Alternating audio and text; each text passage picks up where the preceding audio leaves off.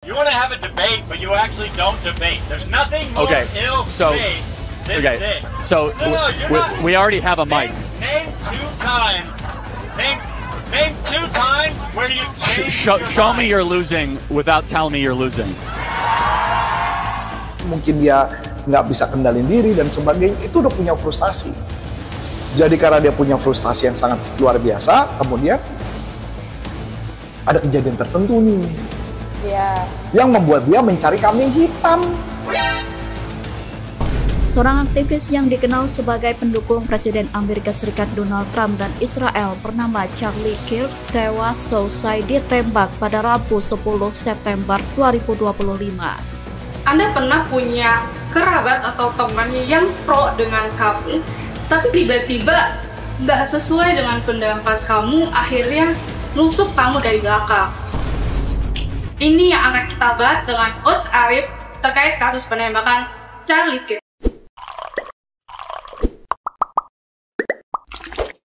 Halo Coach. Yes. Ini Coach, kan kalau misalkan di kasus ya Charlie Kirk ya Coach ya, itu kan ibaratnya pembunuhan yang emang dia tuh tadinya awalnya tuh pro, ternyata kalau misalkan pendapatnya beda, itu dia malah tiba-tiba kayak nembak, padahal dia lagi ngejawab ya Coach ya, lagi di salah satu tempat gitu. Nah itu kenapa sih bisa orang dari yang tadinya pro bisa jadi kontra Coach? Kebetulan cerita Charlie Kirk ini saya lumayan ngikutin walaupun nggak secara detail, tapi saya cukup baru detail setelah after ngikutin atau bikin konten ini. Kenapa Charlie Kirk ini menjadi salah satu fenomena yang cukup menarik? Karena Charlie Kirk ini bisa dibilang dulu dia adalah, bukan dulu ya, sampai sekarang, sampai terakhir itu dia adalah yang ngebela Donald Trump. Iya. Jadi dia support Donald Trump. Nah kebetulan pembunuhnya ini adalah orang yang juga katanya tahun 2020 dia support Donald Trump. Tahun 2020. Tapi saya nggak tahu yang sekarang. Pada saat dulu dia bela Donald Trump. Nah nanti juga kita bisa lihat ada videonya. Saya juga nanti tadi nonton videonya apa yang terjadi persisnya gitu loh. Yang saya nonton kan cuma sempat video tentang penembakan. Tapi yang saya nonton lagi ada video tentang dia berdebat sama orang itu. Jadi kalau nggak salah dia sempat berdebat beberapa waktu, saya lupa persisnya beberapa waktu sebelumnya berdebat.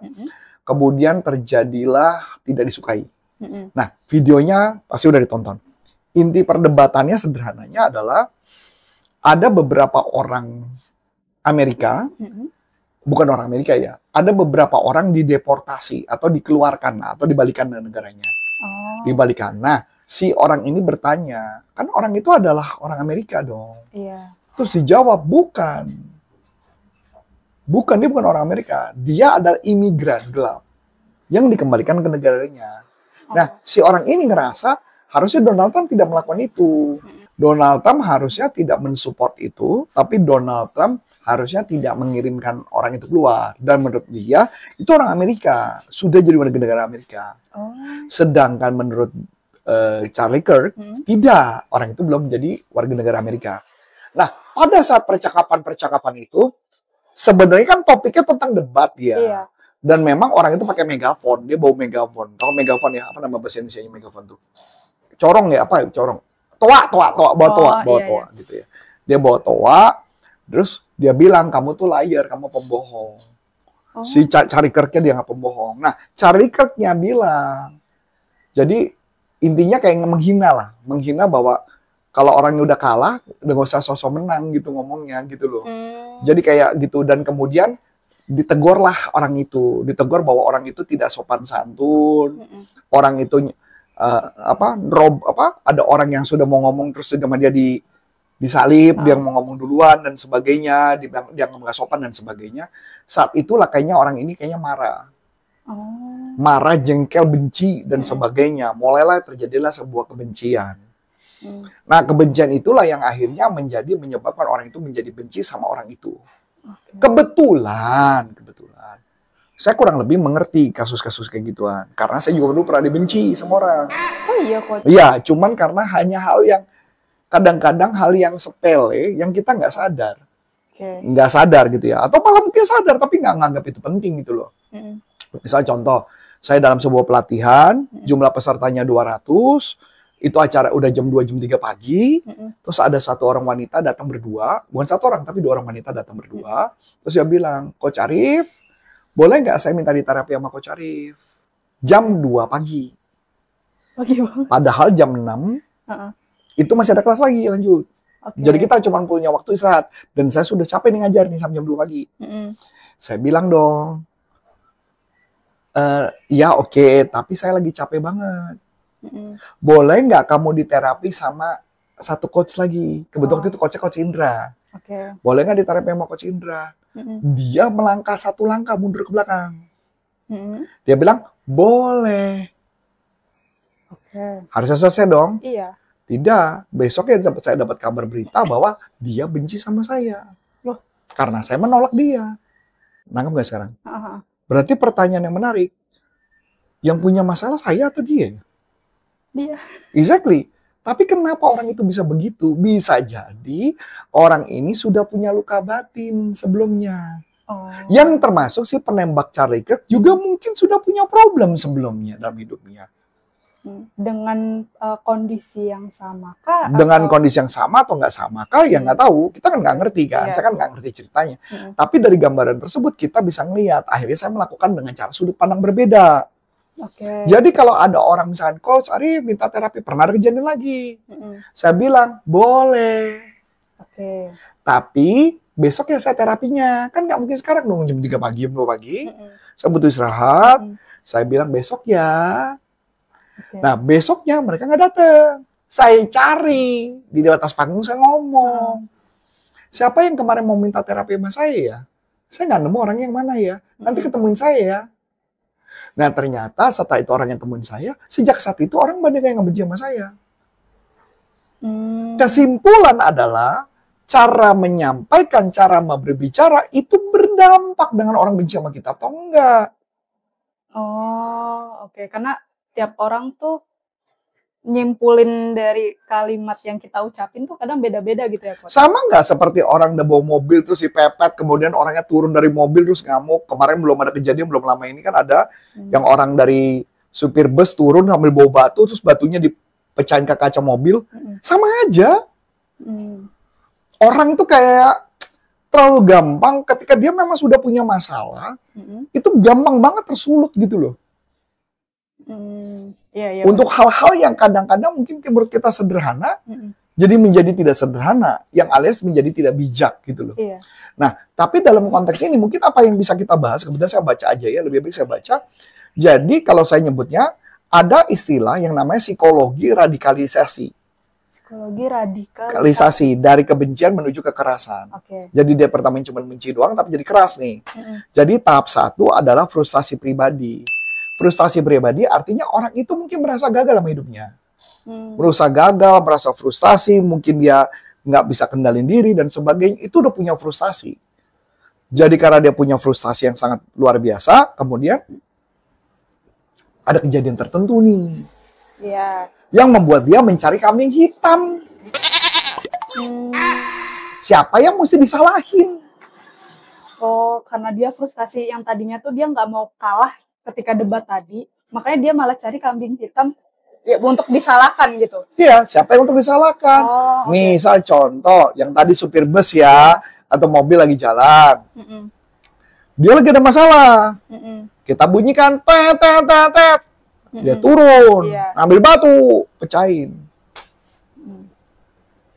Gitu ya. Jadi sama dengan kasus penembakan, kasus apapun, biasanya dia memang udah punya masalah. Ya, jadi mencari kambing hitam. Dari cari kambing hitam itu, maka berikutnya masuk ke tahap 3. Ada yang disebut namanya validasi eksternal. Nah, pada saat dia mencari kambing hitam, yang tadinya namanya manusia, orang itu misalkan saya sebel, misalnya saya sebel sama Lang-Lang, clear kan? Sebelnya Lang-Lang. Tapi nama Lang-Lang, saya sudah tidak nyebut dia sebagai manusia. Yang disebut namanya dehumanisasi. Dehumanisasi. Ya, misalnya contoh. Ini sorry ya Lang ya, ini contoh doang nih. Si sampah itu udah dehumanisasi. Jadi Lang-Lang tuh bukan si Lang-Lang lagi, tapi sudah si sampah itu, si kotoran manusia, si binatang itu gitu loh. Kan udah nggak manusia lagi ya, lang-lang tuh. Iya. Iya nggak? Iya. Sampai sini apa kan? Nah, berarti udah tanda-tanda tuh. Menyebut orang itu tuh sebenarnya udah yang nggak memanusiakan. Sudah tidak memanusiakan. Okay. Kalau dia masih marah tapi masih nyebut si lang-lang itu brengsek, itu masih mending. Oke. Tapi kalau nyebut si brengsek itu udah nggak lang-lang lagi tuh, udah bahaya tuh. Oh, udah tingkatnya udah beda lagi. Udah beda level nih. Sampai sini menarik ya? Iya. Nah, masuk level ketiga kan. Nah, setelah itu ada validasi eksternal. Begitu saya bilang, misalkan contoh nih, gue bilang, si brengsek itu ternyata si Adi juga kesel sama lang-lang. Dia nyebut, iya si brengsek itu. 2 orang ngomong brengsek. Oh. Ada banyak 5 orang ngomong brengsek, tambah racun dia. Iya. Itu validasi. Oh, validasi eksternal tuh ibaratnya kayak ngomporin ke orang lain, ternyata orang lain juga punya sakit hati yang sama. Oh. Jadi gitu ya. Ingat nggak kejadian yang tadi yang sebel itu? Itu juga sama. Rupanya ada beberapa orang. Gitu loh. Jadi gitu ya. Nah, masuk tahap yang keempat, yaitu adalah normalisasi kekerasan. Normalisasi. Jadi kekerasan itu normal lah bagi normal. Orang yang kayak si itu, si sampah itu, atau si binatang itu, si brengsek itu, kayaknya boleh tuh kita musnahkan. Sah kok kalau kita musnahkan dia. Karena udah dapat dari validasi eksternal tadi, terus kayak udah menormalisasikan kekerasan, ya udah. Jadi ini kita dianggap bukan manusia lagi, kita udah dianggapnya udah si binatang itu dan si sampah itu. Jadi udah terpisah tuh. Baru tahap kelima adalah aksi nyata. Penembakan terjadi gitu loh. Oke. Sebenarnya semua kasus-kasus pembunuhan yang terjadi rata-rata kayak gitu. Saya pernah nangani kasus-kasus pembunuhan, bukan nanganin ya. Kebetulan datang ke salah satu penjara anak-anak juga kayak gitu. Misalkan gurunya melakukan pelecehan seksual sama cowok gitu, cowok melakukan sama cowok. Itu dia ngomongnya udah bukan si guru itu, tapi sudah dehumanisasi, udah dipisah. Ngerti gak? Kayaknya lu sama gue bukan teman lagi, lu sama gue bukan CS lagi, lu udah bukan manusia gitu loh. Makanya wajar kalau itu mau dimusnahkan. Itu yang terjadi, kebencian-kebencian itu yang dibangunkan. Nah, itulah yang saya kasih gambaran. Inilah menjadi bibit untuk proses kekerasan atau pembunuhan tadi yang dilakukan oleh si orang itu kepada Charlie Kirk gitu ya. Oke. Nah, jadi ada yang mau tanya dulu? Tadi udah tergambar ya Coach ya, step-step gimana orang itu bisa dari yang tadinya baik-baik aja hingga melakukan tindakan nyata kekerasan ya Coach. Tapi sebenarnya kalau misalkan di awal Coach, gimana sih cara kita biar nggak yang terperangkap di step ini sih Coach? Ini yang menarik nih, kita bahas yang lebih dalam nih. Jadi sebenarnya kata kuncinya adalah, kita udah tahu nih gambarannya ya. Jadi pertama adalah proses. Di dalam NLP disebutnya namanya ada proses dehumanisasi, yang tadinya manusia dianggap manusia itu tidak dianggap manusia lagi. Berarti apa tugasnya supaya kita supaya empatinya tidak hilang? Ya kita balikin lagi. Tidak, dia bukan binatang, dia itu si lang-lang gitu loh. Jadi dibaliknya menjadi manusia lagi. Lang-lang itu manusia loh. Lang-lang itu bukan si sampah itu loh gitu. Lang-lang itu manusia. Masih nganggep gitu ya. Kita bikin. Artinya dengan teknik NLP disebut namanya reframing, untuk dibalikin lagi. Jadi dari istilah yang lang-lang tadi yang manusia dibikin, kalau manusia kan human tuh ya, dibikin dehuman berarti udah tidak dibikin manusia kan. Kita balikin menjadi human lagi. Enggak kok, dia satu geng sama kita kok, dia satu tongkrongan sama kita. Lu nggak boleh gitu melanglang loh. Kita kan teman baik dulunya gini-gini. Itu juga kan sama-sama pro Donald Trump misalnya kayak gitu. Nah gitu juga kan gitu. Nah tahap yang kedua, makanya jadi temen nongkrongannya saya itu siapa, itu yang akan berpengaruh untuk kamu bisa ngeracunin atau enggak. Kamu salah temen ya salah aja sih ini. Apalagi kayaknya nongkrong di Discord lagi. Di Discord kita nggak tahu siapa dia golnya kan. Nah, gitu ya. Yang kedua adalah distorsi kausalitas atau disebut namanya cause effect atau cause effect dan kompleks equivalent. Cause effect contoh yang paling gampang adalah misal saya ngomong, saya itu sakit hati, saya dipermalukan karena lang-lang membuat saya dipermalukan di depan umum. Itu cause effect. Ya, jadi gue harus wajib membunuh dia nyakitin saya banget tuh. Terjadi distorsi. Iya. Ya, dan yang penting berikutnya adalah seakan-akan tidak ada opsi tunggal, jadi tidak ada opsi lain. Dari seluruh pilihan hidup di dunia ini kan ada misalkan, ya anggaplah misalkan pukul langlang gitu ya, kelanglang dikarungin gitu kan. Tapi yang ada pilihannya cuma satu, yang ada cuma hanya dibunuh doang, udah nggak ada. Kalau dia ada pilihan lain, dia akan pilih yang lain. Mas, tau nggak ada cerita juga kalau nggak salah Mas Adi waktu itu sempat ngomong saya yang kasus mutilasi berapa 500 ya? Ya orang yang dicincang gitu, ya karena dia bukan istri ya, simpenannya, bukan simpanan juga ya, kumpul kebo lah ya, kumpul kebo, terus dia nyakitin, terus yang ngebunuh itu adalah tukang jagal daging dan dipotong, wanita itu dipotong menjadi 500 potong. Nah ini kejadian juga baru mungkin baru seminggu 2 minggu inilah ya. Nah jadi pertanyaan kok bisa dia yang bunuh itu? Ya itu tadi. Karena tidak ada option lagi. Iya. Ya optionnya adalah ngebunuh dan dicincang segitu banyak. Iya sih. Iya, nah kayak gitu ya. Nah jadi apa yang harus dilakukan? Yang harus kita lakukan secara NLP adalah kita harus mengisolasi diri kita, orang-orang yang mendapat kondisi yang lagi negatif itu lebih baik diisolasi dan dia bergaul mendingan dengan orang-orang yang lebih positif.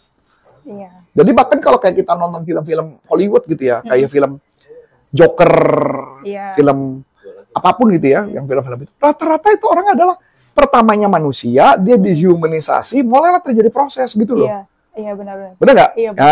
Jadi kayak gitu. Jadi makanya perlu diisolasi, dia bergaul sama orang siapa, itu yang akan berpengaruh kepada hidupnya dia.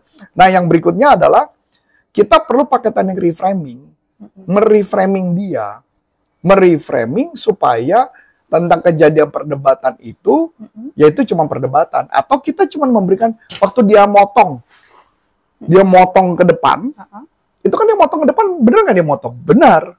Harusnya kita tanya secara NLP, ih gila lu, gue dihina tau nggak lu? Masa dibilang gue nggak sopan, gue nggak menghormati dan sebagainya? Enggak, menurut gue sopan-sopan aja. Kita tanya, menurut kamu kalau ada orang yang ada waktunya untuk bicara terus kamu yang maju ke depan, itu sopan santun atau enggak? Enggak. Itu dulu disadarin. Oh, oke. Sayangnya mungkin yang lain udah nggak ngomong itu. Kurang ajar memang dia menghina lu. Fokus kepada problemnya. Oh iya. Bukan fokus pada kejadian itu dianggap sopan atau tidak gitu loh. Makanya ketika Charlie Kirk ngomong bahwa kamu tuh nggak sopan, motong, udah gitu ngomongnya gini, terus dikatakan kamu tuh adalah orang yang kalah, saat itu kelihatan mukanya udah mulai muncul nggak suka tuh. Nanti Anda bisa lihat di videonya ini. Gitu ya. Jadi maksud saya, kita harus mereframing dulu dan sebagainya. Walaupun memang menurut saya ada teknik cara berbicara yang baik sih sebenarnya. Nanti kita akan bahas di video berikutnya ya. Tapi yang paling penting buat saya adalah kita harusnya bangun jembatan, harusnya mereframing supaya orang itu ngerasa feel oke, feel nyaman, dan akhirnya orang tersebut tidak akan terjadi proses-proses itu. Istilah saya mungkin ya kalau buat apalagi buat bangsa kita ya, bangsa di masa Indonesia per hari ini adalah kalau mau berbicara hati-hatilah.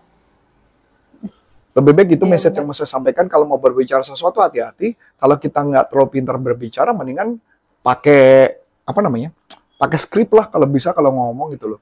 Jadi kalau mau menyampaikan sesuatu, lebih baik apalagi kan kita tahu di acara Charlie Kirk itu kan acara debat gitu ya. Iya.